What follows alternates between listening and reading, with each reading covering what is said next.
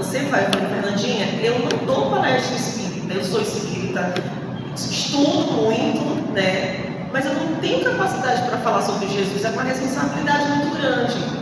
E após fazer igual a Pedro, né? Acabei dizendo sim, e cá estou. E também queria dizer para vocês, quando ela me chamou, eu falei, Fernanda, eu fico muito preocupada, né, enquanto espírita, em falar sobre o autismo, porque sempre tem, nós espíritas, a gente já tem aquela concepção de que estamos aqui por um motivo, e não diferente são as pessoas com autismo. Então, o combinado, né, foi não falar dessa lei, né, de causa e efeito, certo?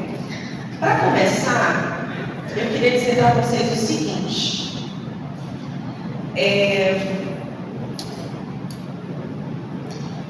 tem uma frase que muito me incomoda, quando alguém pergunta, o que é autismo? Geralmente as pessoas falam, são pessoas que vivem no seu próprio mundo. Isso é uma fala extremamente errada, e vocês vão me prometer a partir de hoje que ninguém mais vai falar isso. Tá? Pessoas com autismo vivem no nosso mundo.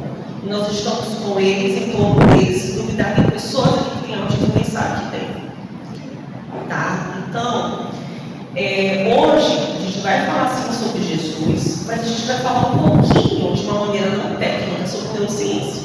E aí vocês vão dizer, meu Deus, eu sou centro espírita e falei sobre ouvi sobre neurociência. Sim, professor da área da saúde, a Fernanda já falou sobre terapeuta ocupacional, não sou palestrante espírita, mas a missão que me foi dada, né, está sendo, estou tentando, né, cumprir. Para começar, eu preciso falar o que é autismo. Eu acredito que alguns não saibam.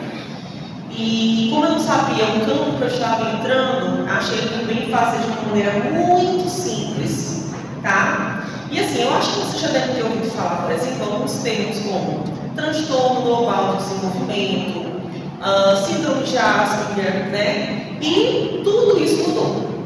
A partir do DSM-5, que é o Manual Diagnóstico de Transtornos Mentais, hoje todos esses nomes que nós conhecemos, alguns talvez já conheciam, ficaram dentro do transtorno do espectro autista, tá?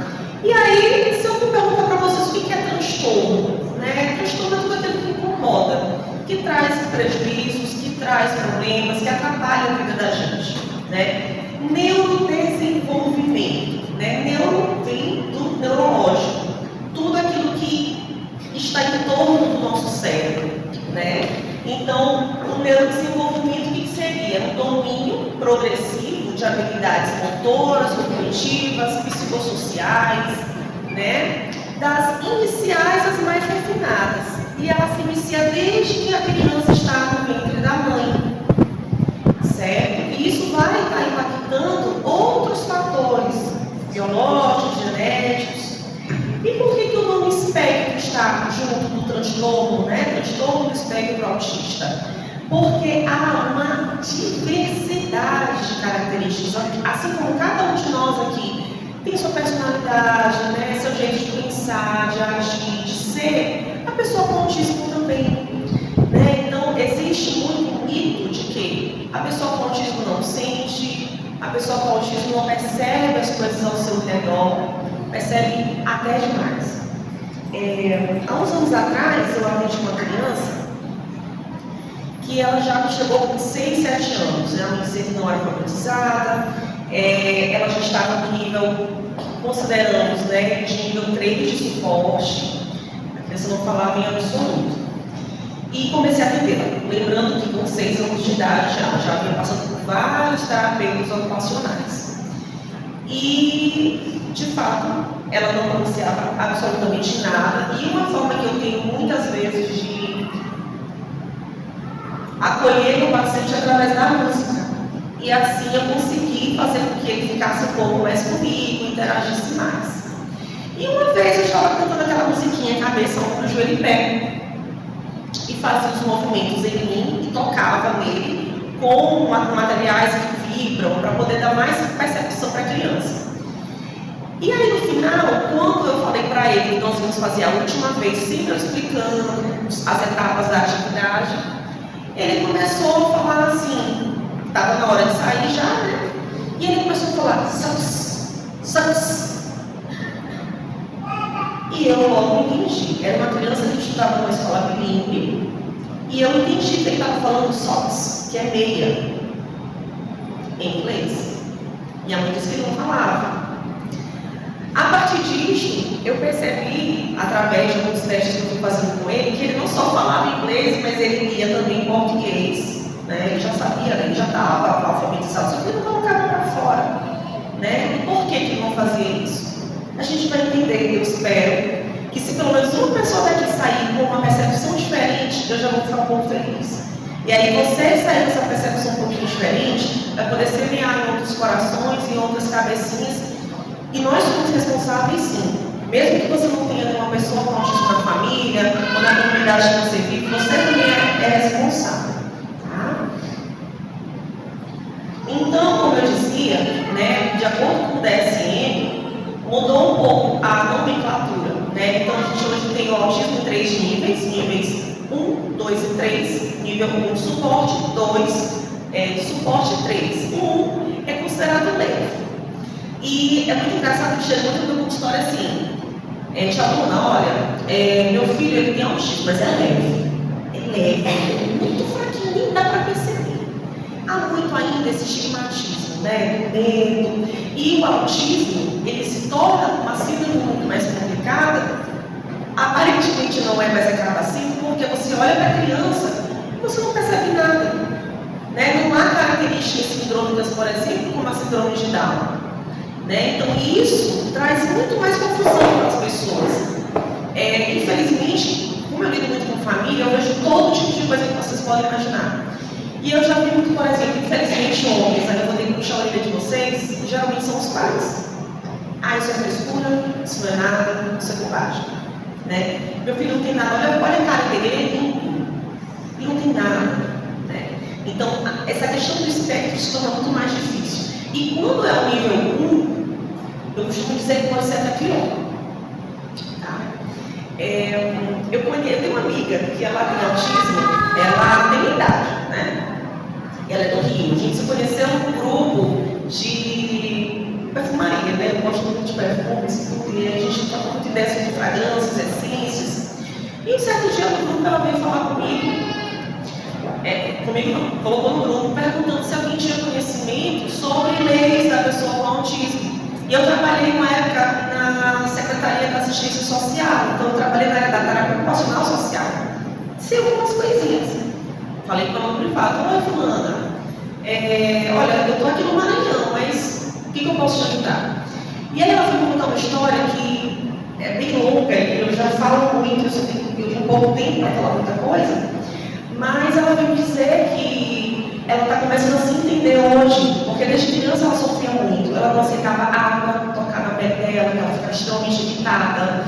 E aí, quando a água tocava na pele dela, ela começava a se coçar de um jeito que ficava ferida aberta na pele. E aí, o pai, por sua vez, fazia o quê? Batia atrás dela.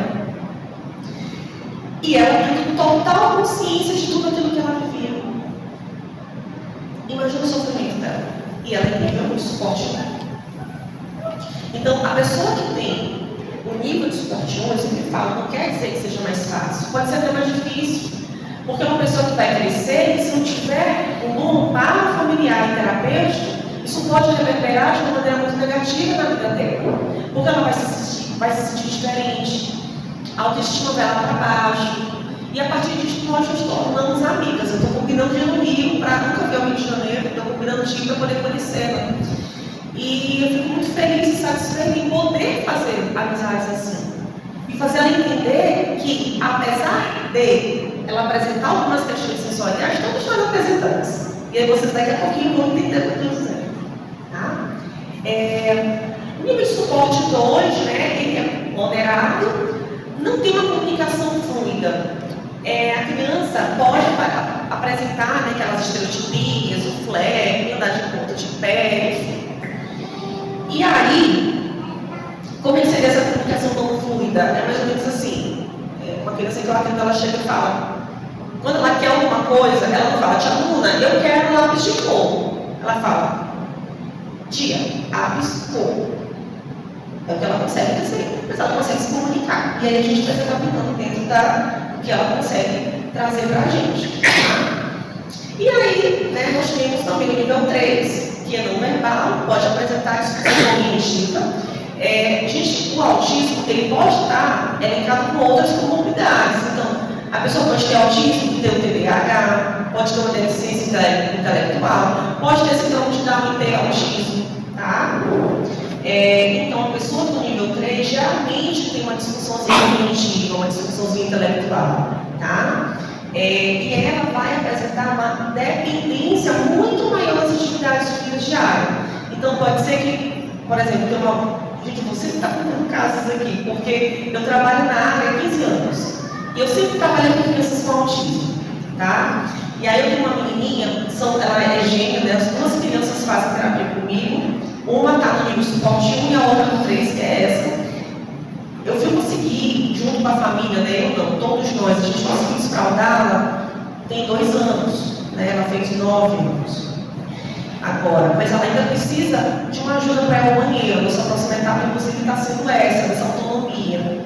E aí, quando a gente começa a trabalhar com crianças com autismo, e até mesmo acho que talvez quem tem um pouco mais de acessibilidade não trabalha, entende o quão grandioso é conseguirmos fazer pequenas coisas no dia a dia. Né? Então, até hoje ela precisa de um suporte para poder ir ao banheiro, né, fazer suas necessidades. É importante falar um pouco, né, pelo jeito que, quando a Fernandinha me trouxe essa necessidade de trazer o tema para o conceito espírita, eu achei interessante falar dos principais sintomas. Né? Eu, enquanto TO, minha especialidade é desenvolvimento infantil. Então, um bebê prematuro de 2 meses, a gente já consegue perceber sinais de que ele pode ter autismo. E o autismo, a criança nasce com ele.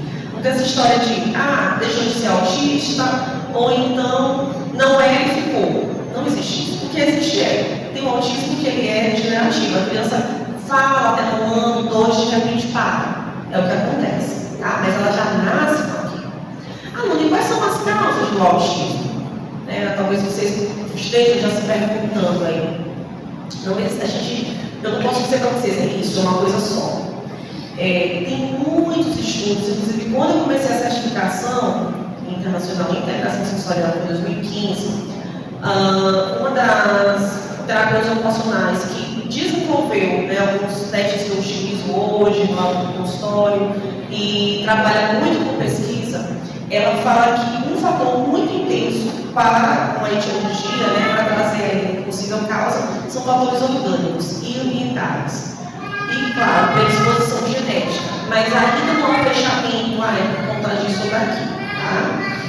Então, principais sinais de alerta: pouco contato visual, não interage com outras pessoas. Gente, só parênteses aqui, está vindo um boom de autodiagnóstico. Por favor, não vão sair daqui achando que vocês têm autismo. Houve um problema nisso, tá? Eu já estou me antecipando, porque toda vez que eu falo de autismo, sempre tem alguém que fica: meu Deus, eu acho que tem autismo. E não é assim que funciona, tá? A gente vai já conversar um pouquinho sobre isso também. Então, os principais sinais de alerta, né? Pouco contato visual, não interage bem com outras pessoas. Os bebês, eles não fazem muito aquele jogo de imitação, da gente falar assim: cadê o bebê da mamãe? Daquele sorriso, a gente transa sem ele fazer também. Não existe tanta essa troca.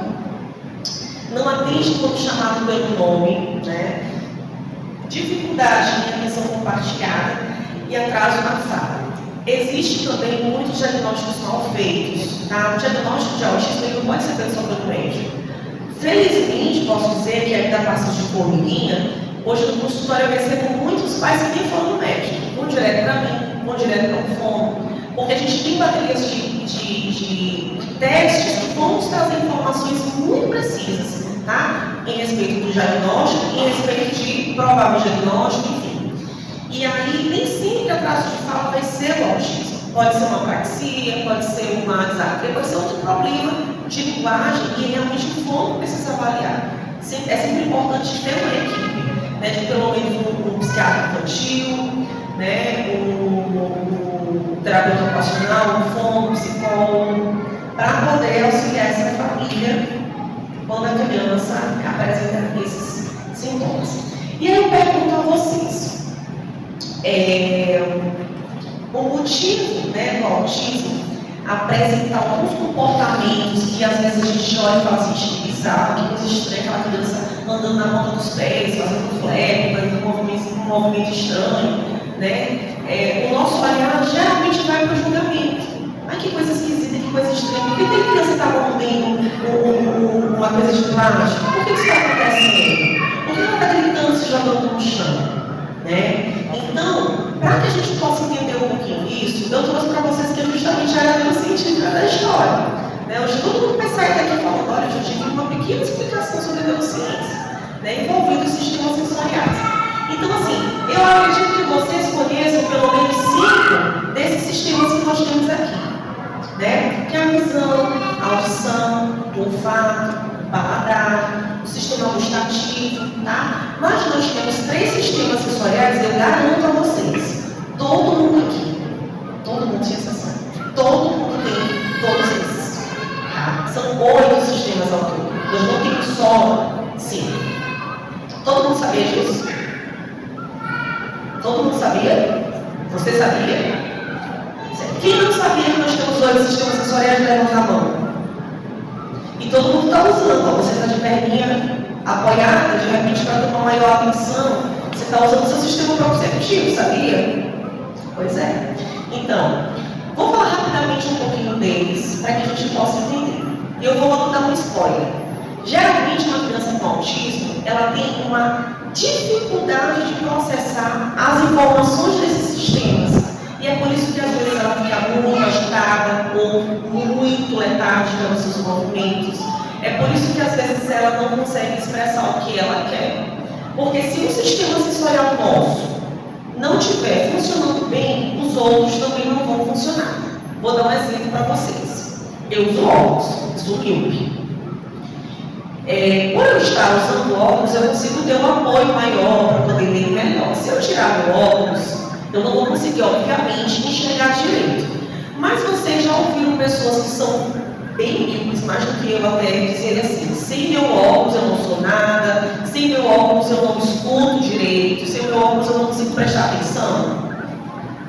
Só que a gente escuta como? Com os ouvidos. Né? Então, assim, quando um sistema não está em bom funcionamento, outros podem ter dificuldade. E aí que entra o nosso trabalho enquanto TO, é de avaliar o que está funcionando bem, o que não está e onde é que a gente vai ter que atuar. Tá bom? Então, nós temos os sistemas que você já conhece, tá bom? Cada um vai ter, obviamente, as suas funções. E eu não vou entrar no mérito da questão, é bem interessante isso aqui, porque, por exemplo, as pessoas acham que no sistema gustativo, na nossa boca, é só para sentir o sabor do alimento, e não é. O nosso sistema gustativo, por exemplo, também tem uma importância tátil no nosso dia a dia. Vou dar um exemplo para vocês. Quem é que come peixe? Acho que a maioria come peixe. Como é que vocês acham que vocês conseguem detectar que tem uma espinha lá dentro? Vocês sentem o gosto da espinha? Não. Vocês sentem que algo está o quê? Pontiagudo, tocando na língua, no paladar, enfim. Como é que vocês conseguem perceber isso? É através da associação do sistema tátil da boca, né, com a questão oral, a questão gustativa.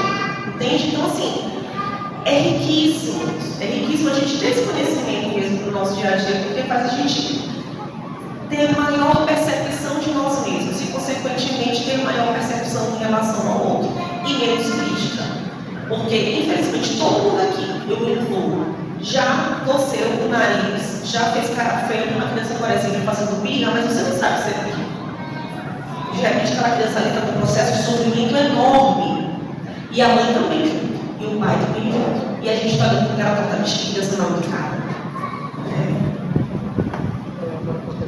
E aí nós temos os outros sistemas que muitos daqui não conheciam. O sistema vestibular é o que está me fazendo nesse momento estar aqui em pé sem cair no chão.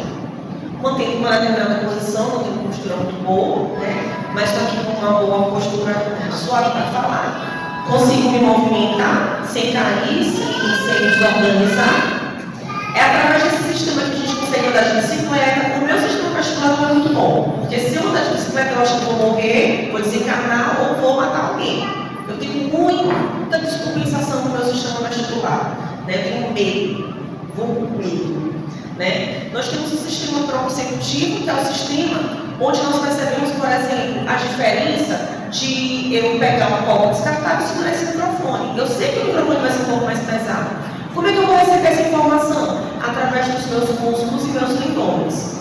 Então, está todo mundo sentadinho, bem bonitinho, organizadinho, porque vocês estão com o sistema proprioceptivo organizado. Alguns estão apoiando o pé assim, alguns estão apoiando o pé assim, outros com a perna cruzada, porque vocês estão dando um maior nível de suporte para o sistema sensorial proprioceptivo de vocês. Para quê? Para prestar atenção no que eu estou falando, porque aqui nunca ninguém ouviu falar disso aí, provavelmente, né? E nós temos também o oitavo sentido, que é maravilhoso. Eu recomendo que todos leiam com respeito, eu não posso falar muito, porque meu tempo é curto, que é o sistema interoceptivo. O sistema interoceptivo é aquele que nos faz entender se a gente está com vontade de fazer o número 1 ou o número 2, se a gente está com fome ou se a gente com dor de barriga. É um sistema interno, tanto o vestibular, o proprioceptivo, como o interoceptivo são sistemas internos, tá? E nos trazem essas informações, certo? E aí, quando há uma integração desses 8 sistemas que a gente viu agora há pouco, nós temos o que eu falo que é a integração, né? A Dinerse, que foi quem desenvolveu a abordagem, que é o que a gente tem, que é uma boa integração sensorial. Nesse momento, algumas pessoas estão já com sono, sem conseguir entender nada que eu estou falando. Mas eu chegar e dizer assim: você está com seu nível de alerta baixo, por isso que você se assustou. Né? Então, eu precisei fazer isso para quê? Para dar uma acordada no cérebro de vocês. Nesse momento, o nível de alerta de vocês aumentou. Se tivesse uma criança com maior sensibilidade aqui, a pessoa até desculpa se alguém tiver, provavelmente ela poderia ter se desorganizado. Porque naquele momento houve uma grande informação, um recolhimento cerebral de grande informação que ela não conseguiu processar. Né? Então é por isso que muitas crianças com autismo, quando tem um som, colocam a mãozinha no ouvido, ou às vezes é porque elas não querem determinada coisa. Eu tenho um paciente que, quando eu comecei a atender, tudo ele colocava a mão no ouvido, absolutamente tudo. Ele melhorou quando ele chegava na sala, que ele se sentia ambientado, organizado, parava de tocar. Mas a forma dele resistir a tomar banho, a qualquer outra coisa, era colocando a mão no ouvido. Então, nem se coloca a mão no ouvido, tem que ser que a criança está incomodada. E aí, como eu disse, quando a gente tem uma boa organização, né, nesses sistemas, nessa integração, a gente tem uma boa integração sensorial e a gente consegue ver as crianças que brincam, correm, né, que são tranquilas no seu sentido e na sua vida. E uma coisa importante, por isso que eu estou falando sobre isso aqui, estudos, sempre há estudos a respeito da discussão de integração sensorial em crianças com autismo. E hoje, a mais recente coloca que 90% das crianças com autismo têm a discussão de integração sensorial. E por isso que eu estou falando dos sistemas sensoriais para vocês. Não quer dizer que toda criança que tem esse problema que você está falando, do processamento sensorial, tem autismo? Não. Metade dos meus pacientes não tem autismo, mas tem disfunção de integração sensorial. Crianças com TDAH, crianças com autismo, crianças com paralisia cerebral também podem ter a disfunção de integração sensorial, mas 90%. Já existiram estudos que trouxeram 95%, mas existe 90%. Então, 90% vai ter esse problema em organizar os sentidos para o uso, certo, gente? E aí, eu quis trazer também, obrigada, de você conseguir captar. Obrigada. Eu trouxe um pouco sobre a questão desse nome que é um fantasma para muitas famílias, que é o nome deficiência. Então, a pessoa com autismo, ela está dentro do rol de pessoas com deficiência. E aí, tem muitas famílias que ainda hoje, né, usam um termo especial, que é um termo bem pejorativo, porque especial todos nós somos, né? Então, eu sou uma pessoa com doença autoimune. Tá? Apesar de que o autismo não é doença, mas eu estou exemplificando. Eu sou uma pessoa que eu tenho uma doença autoimune. É uma condição minha, uma particularidade. Tá? Desculpa agir uma pessoa especial. Né? Eu faço meus tratamentos, me cuido, estou aqui encarnada até hoje. Né? Então, a pessoa com autismo, ela está nesse rol de pessoas com deficiência. E aí eu queria que vocês entendessem o seguinte: a deficiência não está só na pessoa. E para ela ser considerada pessoa com deficiência, o que mais maltrata, digamos assim, o viver desta pessoa é o ambiente. Tanto que eu destaquei aqui. Segundo a Convenção Internacional sobre os Direitos da Pessoa com Deficiência, eles trazem que são pessoas que têm impedimentos de longo prazo, de natureza física, mental, intelectual ou sensorial, ou os quais, em interação com diversas barreiras, eu destaquei diversas barreiras, podem obstruir olha o nome, gente, obstruir sua participação plena e efetiva na sociedade, em igualdades de condições com as demais pessoas. Quem vocês acham que são essas barreiras? O ambiente físico, mas nós também. Né? Eu tenho uma mãe muito querida e ela tem um filho com autismo. Ele já está comigo há um ano e um pouquinho, até hoje ela não quer aceitar. E eu soube que ele não é convidado para nenhuma festinha da escola. Nenhuma. Eu fiz um rebuliço na escola quando fui fazer a visita. Fiz amizade com todos os amiguinhos dele, no negócio se reverter. E aí eu falei para a professora: vocês também são responsáveis por esse processo de conscientização. Porque a gente fala muito de pessoa com deficiência, colocando a deficiência na pessoa, mas a deficiência está em nós, está no ambiente que essa pessoa está no ambiente que essa criança está.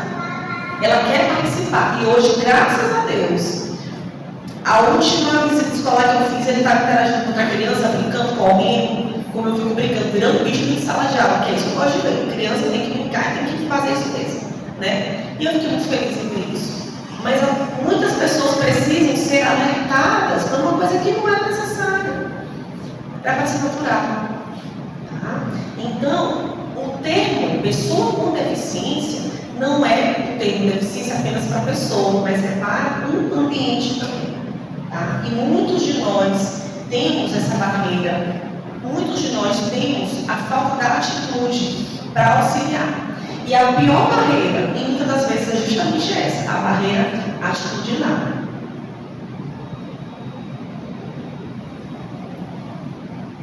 E aí, eu já me antecipei falando um pouquinho sobre isso. É muito importante esse processo de percepção nossa, porque no final das contas todo mundo aqui tem alguma dificuldade, né? Eu estava falando com a Fernanda sobre isso, e ela disse: eu não suporto um lugar com muito barulho, com muita gente, né? Eu não suporto ambientes com muita zoada, eu fico completamente desorganizada. Eu também. Teve um dia que eu fui almoçar com uma amiga pertinho do consultório, um restaurante que eu amo, mas era tanta gente falando ao mesmo tempo que eu estava igual aos pacientes meus. Eu botei algo na cabeça e fiquei assim: gente, eu não estou conseguindo raciocinar, porque é muita informação para mim. Sabe aqueles dias que a gente está tão cansado, que parece que a alma sai do corpo? Você chega em casa de um dia assim, estressante no trânsito, estressante na família, estressante no trabalho. Você chega em casa, você se encosta, mas você fica assim. Aconteceu com você já? Você sabe qual é o nome disso? Sobrecarga sensorial. E você sabe que todas as crianças com autismo sofrem disso. Só que aí a gente condena. Quando ele quer, de repente, não quer fazer uma coisa, ele quer morder. Quando ele não quer fazer uma coisa, ele começa a gritar. Comunicação não é só falar. Quantas e quantas vezes a gente faz uma oração sem abrir a boca? Né? Tá bem aqui, ó. Silêncio, serviço. Cadê? Silêncio e serviço é uma pressa que fala. Né? Muitas vezes a gente não precisa falar. Essa semana eu passei por uma situação pessoal muito difícil. Muito difícil mesmo. E eu lembro que tem uma história de Chico Xavier que ele dizia assim, que quando ele não fazia tudo que ele poderia fazer no dia, quando ele se sentia falho, ele acordava no outro dia e dizia assim: Pai, Jesus, estou pronto. E aí eu olhei e disse, olha, vou pegar para mim. Quando eu não tiver num dia muito bom, não fizer tudo que eu acho que eu devo fazer, eu vou chegar e dizer isso no dia seguinte para poder me dar força para aquele dia e recomeçar. E aí eu passei a fazer isso na minha vida. Só que essa semana, né, passei por um problema muito delicado mesmo. E acordei e pensei, meu Deus, eu não estou pronta não. Eu não estou pronta, eu não quero trabalhar, eu não estou bem para isso. Não estou pronta. E aí, na mesma hora que eu falei isso, alguma coisa dentro de mim me fez ficar extremamente penalizada comigo mesma, com aquela minha atitude egoísta. E aí eu fui trabalhar. Primeira criança do dia. Quando ela me olha, uma criança que não fala, uma criança com autismo, ela me olhou, tocou no meu rosto, deu um sorrisinho. E aí eu percebi que quem estava intervindo era ela comigo, não eu com ela. E muitas vezes a gente perde a oportunidade de estar com uma criança que tem alguma dificuldade, alguma desordem, e não percebe que mesmo sem falar, ela consegue ensinar tanta coisa pra gente. Eu aprendo todos os dias. E muitas vezes, quem passa pela intervenção sou eu. Não sou eu que faço com elas.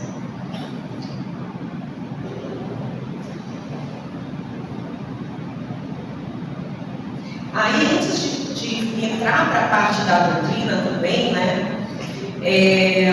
Eu queria falar para vocês sobre essas questões dos padrões sensoriais. Porque, por exemplo, não sei se vocês já ouviram falar, crianças que não comem absolutamente nada, comem só batata, pão, suco, tem que ser um suco amarelo, tem que ser um biscoito vermelho.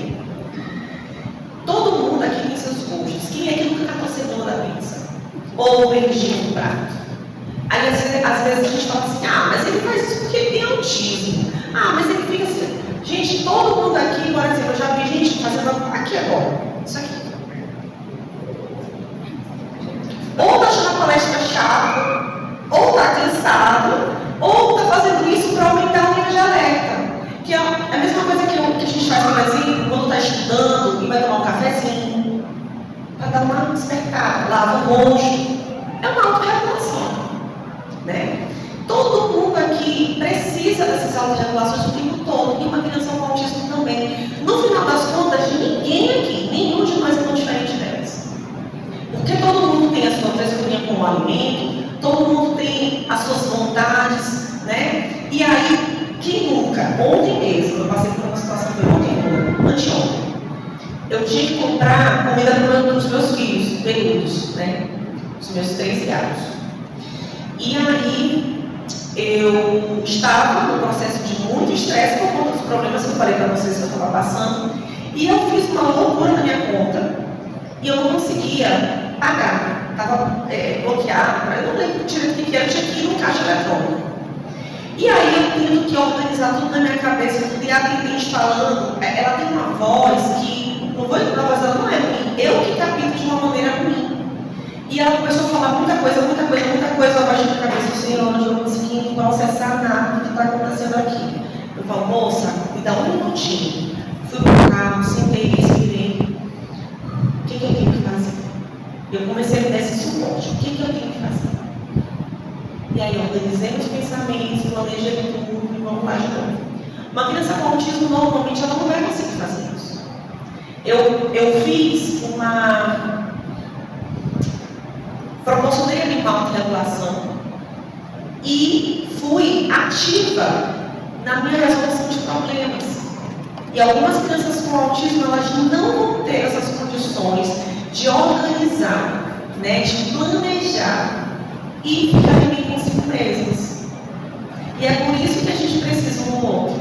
E é por isso que elas nasceram em uma família. Ou não, porque algumas são colocadas de lado. Eu trabalhei muitos anos na UPA, no centro de reabilitação, amava trabalhar no SUS. E eu tive um paciente que era a coisa mais rica do universo.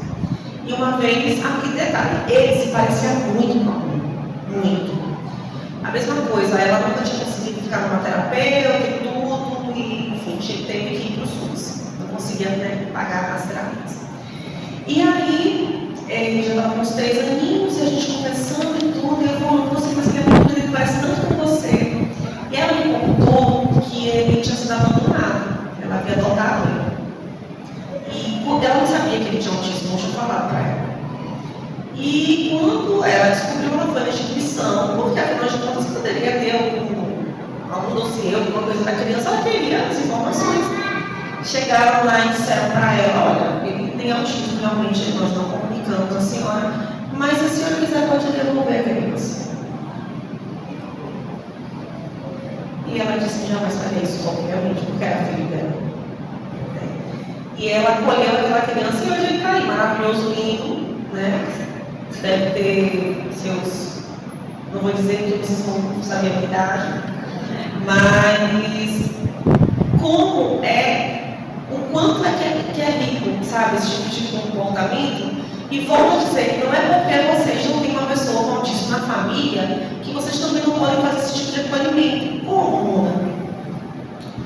Volto a dizer, vocês com certeza já recriminaram uma criança se jogando no chão. Naquele momento é claro que talvez seja muito invasivo você chegar lá e ajudar a mãe, você quer ajuda, mas você pode ficar de longe, colocando um olhar misericordioso, um olhar bondoso, emanando uma energia boa para aquela família. Só sabe quem passa. E o sofrimento, às vezes, nem é da criança. Porque eu conheço crianças com autismo que não falam nem absoluto, mas que são as crianças mais felizes que eu já vi na vida. E muitas vezes, acredite, dá menos trabalho do que uma criança que está fora do espectro. E eu estou falando isso porque eu trabalho com crianças há mais de 15 anos. Só uma dúvida. Falaste sobre processamentos sensoriais, né? E pessoas com dificuldades de processamento. É o mesmo transtorno sensorial que as pessoas falam? É que existe um nome, na verdade. Ela perguntou, gente, se o nome que eu usei, transtorno sensorial, processamento sensorial, disfunção de integração sensorial, era a mesma coisa. Eu até peço desculpas para vocês, porque é um tema que... A última vez que eu dei uma palestra sobre isso foram 3 horas. Só sobre a parte do sensorial. E foi resumido. Então, assim, é muito difícil falar de espiritismo, neurociência, Jesus, tudo na mesma noite. Tá? Mas é a mesma coisa. É conhecido como transtorno do processamento sensorial. Acho que vocês devem ter visto há um tempo atrás o filho da Gil Eubank, acho que é isso, que é a esposa do Bruno Galhaço. Ele tem um transtorno do processamento sensorial, que é a mesma coisa da disfunção de integração sensorial. É que quando o nome populariza, pronto, esquece o nome real, mas o nome de fato é disfunção de integração sensorial. Tá? É isso. Quem trabalha na área é o terapeuta ocupacional, mas a gente não é abordagem, a gente é a profissão. Nós somos terapeutas ocupacionais mesmo, tá? Tirou a dúvida? Ótimo. E aí, gente,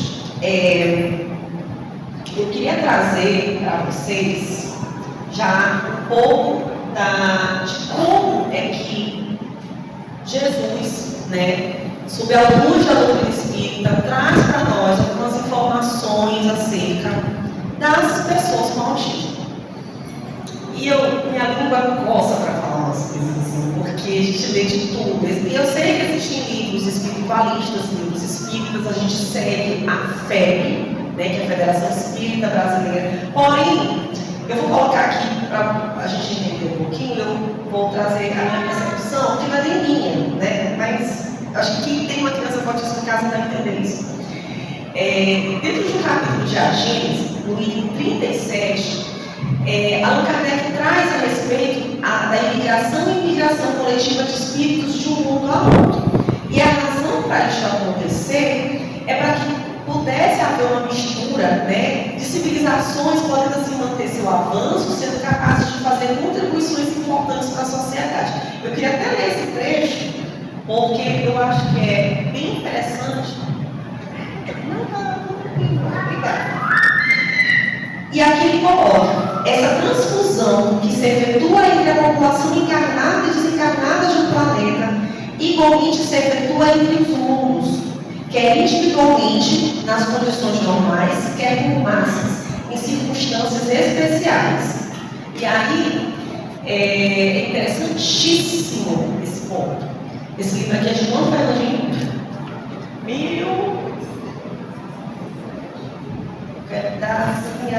Tá bem certinho para vocês. Cadê o povo do Oeste? De novo, não? 1804. Peraí, não. Vai todo mundo fazer recuperação de Ed. Um ano. 1868. 1868. E aí, vocês sabem que a gente está em 2023, né? Na última pesquisa, a possibilidade de que em 2037, a cada 27 nascimentos, uma criança tem autismo. Né? Então, assim, está crescente a quantidade de pessoas com autismo e também o aumento diagnóstico, porque como tem mais pessoas se especializando, tem muitos adultos que hoje, né, recentemente a gente teve a Letícia Sabatella, acredito que vocês tenham acompanhado, ela descobriu que tinha autismo e ela foi trazer várias questões que ela já vivia na infância, dentro dessas questões sensoriais, certo?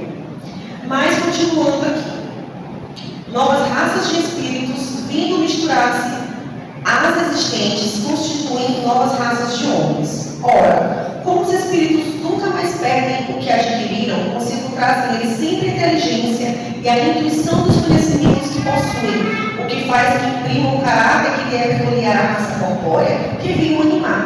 Para isso, só necessitam de que novos corpos sejam criados para serem por eles usados. E aí, gente, é interessante demais isso aqui, porque, como eu disse, quem trabalha, quem convive com pessoas com autismo, é interessante demais. Eu tenho um menininho que é a coisa mais linda do universo, ele tem um nível de suporte 2. E ele sabe o nome de todas as espécies de dinossauros que existiram. E eu mal sei o resto. Eu tive que estudar para poder aprender. Fora aquelas crianças que nunca foram numa escola bilíngue, nunca tiveram aula de piano, pega um piano e começa a tocar. Eu descobri recente, uma menininha que eu atendo já tem 2 anos, eu uso muito violão, né? Eu gosto muito de música, inclusive eu atendo espírita no meu trabalho com a música, que eu frequento lá no CNV. E aí eu percebi que no início das terapias, ela não falava.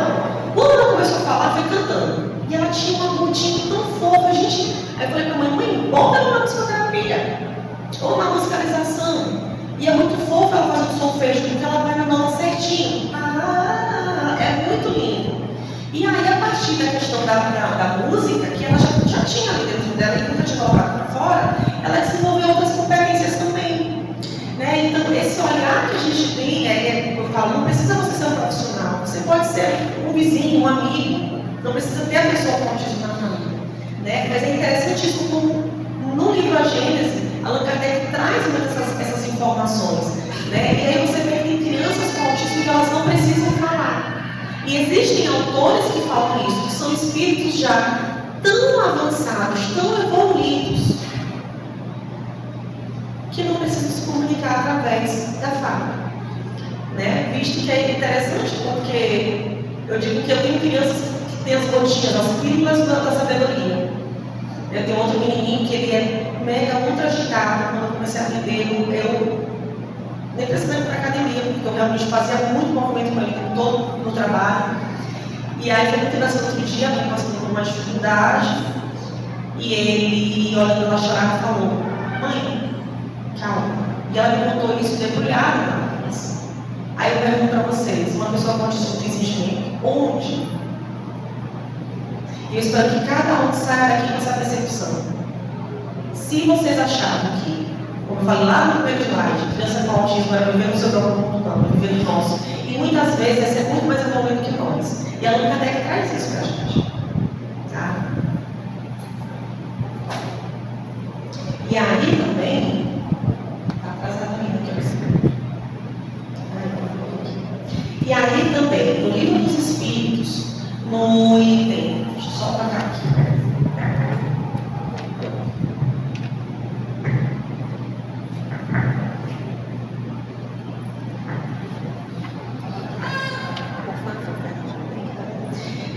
no Livro dos Espíritos, no item 766,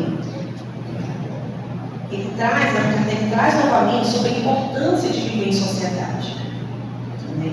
Já imaginou se cada um vivesse uma pequena ilha? Sei lá, nasceu ali tudo. Porque Deus poderia fazer tudo, né? Que ele entendesse. Cada um nascesse numa pequena ilhazinha. Imagina que seria uma pessoa, por exemplo, com autismo, viver nessa ilhazinha, sem suporte nenhum. Ou uma pessoa com outro tipo de necessidade, né?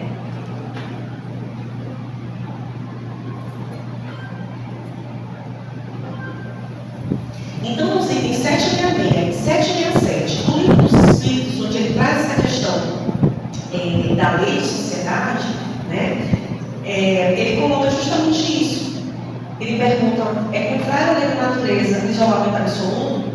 E os Espíritos respondem: sem dúvida, pois que por instinto os homens buscam sociedade, todos devem concorrer para o progresso, auxiliando-se mutuamente.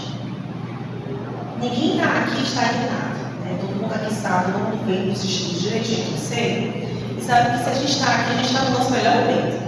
Então a gente pode melhorar ainda mais. Né? E quando você troca essas experiências com o outro, com certeza você se enriquece. Né? E aí, no item 768, ele ainda pergunta: o homem, ao buscar a sociedade, obedece apenas ao sentimento pessoal ou atribui esse sentimento uma finalidade providencial de ordem geral?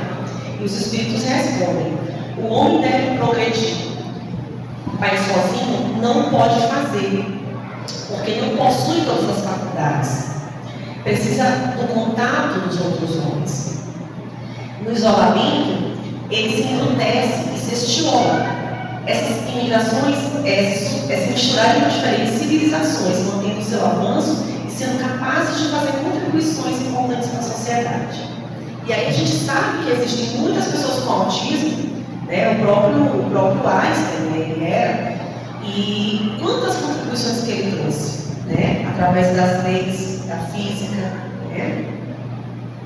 E ainda no item 774, Kardec pergunta: há pessoas que, no fato de os animais ao cabo de certo tempo abandonarem suas crias, deduzem não serem os laços de família entre os homens mais do que resultado dos costumes sociais e não efeito de uma natureza na natureza. Que devemos pensar sobre isso? Os Espíritos respondem: diversos dos animais é o destino do homem, porque então querem identificá-lo como estes. Há no homem alguma coisa mais além das necessidades físicas, a necessidade de progredir. Os laços sociais são necessários ao progresso e os de família mais apertados tornam os primeiros. Eis porque os segundos constituem uma lei da natureza.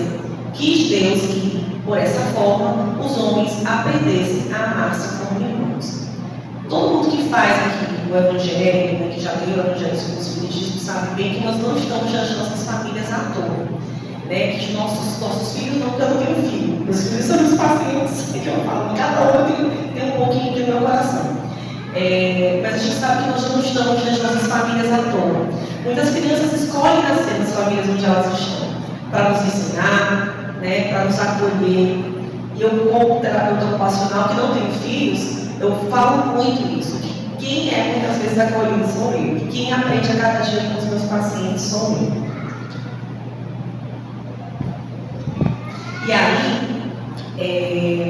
o autismo, por ser uma síndrome, por mais que haja muitas pessoas com autismo, ainda é uma síndrome pouquíssimo compreendida. A gente só sabe que não é fácil. A gente sabe ouvindo alguém falar, né? Porque imagina o que é viver com uma criança que não se comunica, que apenas grita e não sabe dizer o que quer, o que não quer. É muito complicado. E aí, nós temos que fazer aquilo que nós viemos para fazer, né? Essa prova, que é estar neste mundo. E através de muitas crianças, a gente consegue entender o que é de fato ser paciente. Porque tem coisas que não tem como mudar. Elas estão ali. E a gente precisa enfrentar, a gente precisa viver aqui. Né? Mas nós temos que ter, além da paciência, a inteligência, a empatia, justamente compreender. Dou o mesmo exemplo. Quando olhar uma criança se jogando no chão, pensar: tem um dia que eu queria fazer isso. Só Só que você não vai fazer isso porque provavelmente vai ser mal visto pela sociedade. Mas já teve dias que você quis esganar o irmãozinho, morder alguém. Duvido que não tenha onde que nós já não tenha que fazer esse tipo de coisa. Né? Ter mais amorosidade, mais respeito. Né? E o próprio Jesus, no seu nascimento, ele não trouxe apenas um simbolismo de humildade quando ele nasceu na manjedoura, mas ele veio também através de uma resistência, porque custou para encontrar aquela manjedoura tão simples. E essa base de ensinamento do nosso desenvolvimento moral e espiritual está bem ali. Né? Ele poderia ter nascido em qualquer lugar. Ele poderia ter escolhido qualquer família, riquíssima, de altos impérios. Mas olha só quem ele escolheu: Maria e José. Né? E dali, ele sempre nos trouxe muitos ensinamentos através do amor. Essa principal lei, que é a lei de amor. Quando o Fernando me falou da palestra, né, e insisti muito para que eu viesse, já falei isso no início, eu falei para ela: Fernanda, tem um vídeo que eu quero trazer, porque para mim, ele é o resumo de tudo aquilo que eu falei aqui. O que a gente deve ser para o outro. Né? E se, como eu disse, se pelo menos uma pessoa sair daqui com uma rotina de luz dentro de si para aplicar em casa, para aplicar na rua, seja lá onde for, já vai me ajudar. Né? Porque a gente sempre vai ter, né, o nosso amor para dar. E aí eu trouxe aqui uma luzinha da minha vida. Que essa criança, ela não fala, mas ela sempre traz amor para minha vida. Uma das crianças que eu atendo, a mãe autorizou a mostrar a fotinho, e aí pergunto para vocês se essa criança não é feliz. Com certeza ela é feliz. Né? E eu queria finalizar, né, a nossa palestra trazendo justamente o principal ponto que eu queria trazer aqui, que é de ser essa luz. Todo mundo quer mostrar isso no Natal, né? Mas a gente fala muito, né? Roupa nova já dizer que Natal é todo dia. Então, eu trouxe um vídeo para vocês que é significando esse amor de Jesus. A Fernanda até falou: Luna, bota no início da palestra, mulher, nunca que eu vou fazer isso, porque eu me acabo de chorar toda vez que eu assisto esse vídeo. E eu queria muito que vocês refletissem diante do que a gente vai mostrar agora, porque é justamente essa lei de amor de Jesus. Não está saindo o som. Pode colocar?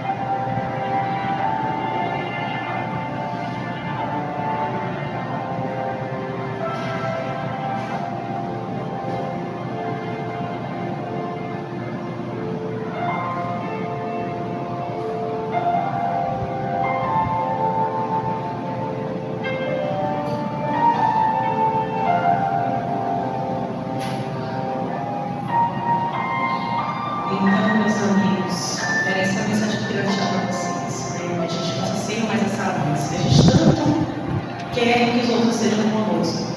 E tem muitas pessoas. Eu não falo só de crianças, porque as crianças pontes não as crescem. Então, antes de julgar, de condenar, enfim, vamos pensar no que o outro está passando, no que ele é o deixa de ser, e compreender mais, respeitar mais, ser mais como Jesus nos ensinou a ser. Com muita paz a todos, muito obrigada pela atenção.